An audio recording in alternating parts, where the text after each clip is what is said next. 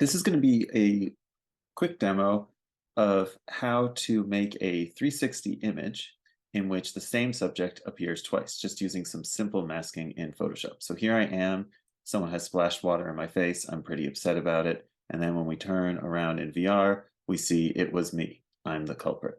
So this is easily achieved simply by having your VR camera on a tripod. So here you go, got the camera set up, taking the first picture with the glass out, splashing water on my face, taking the second picture, and our frames are made. Key thing is that the tripod did not move. If the tripod moves, you need to start again because registration is key.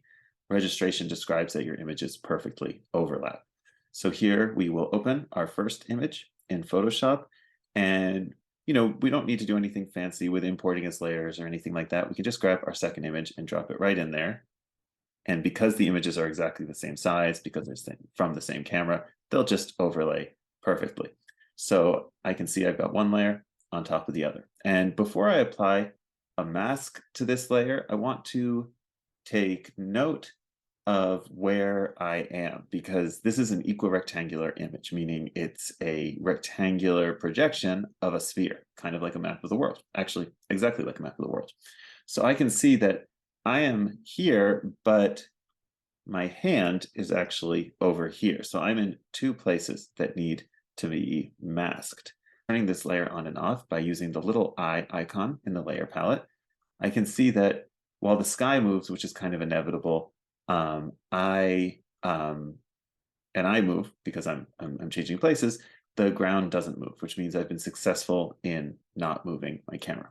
So we can do a variety of different selection methods here. We don't want to do subject selection. We don't want to do a detailed selection because our camera is registered perfectly. The background is going to be the same. So actually a big loose selection will be just fine. So here I'm just using the polygon select tool and I'm kind of selecting around myself on this side.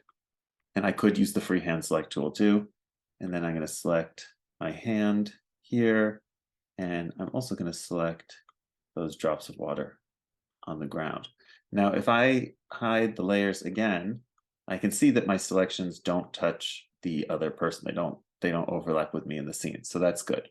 So now that that's done, I can just click right down at the bottom of the layer palette. There's this icon that looks kind of like the Japanese flag or the Bangladesh flag, rectangle with a circle in the middle.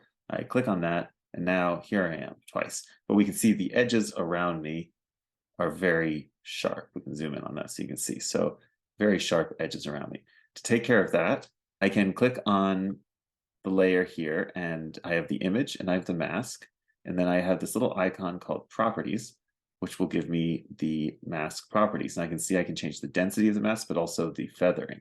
So I'll just crank that feathering to about 24. But really the goal here, I'll move myself so I can see it, so you can see the frame.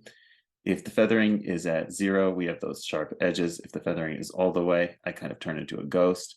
So really, I just kind of push it until I don't look like a ghost. And I can double check to see that the feathering looks okay on the fingers, the drops on the ground, that all looks great.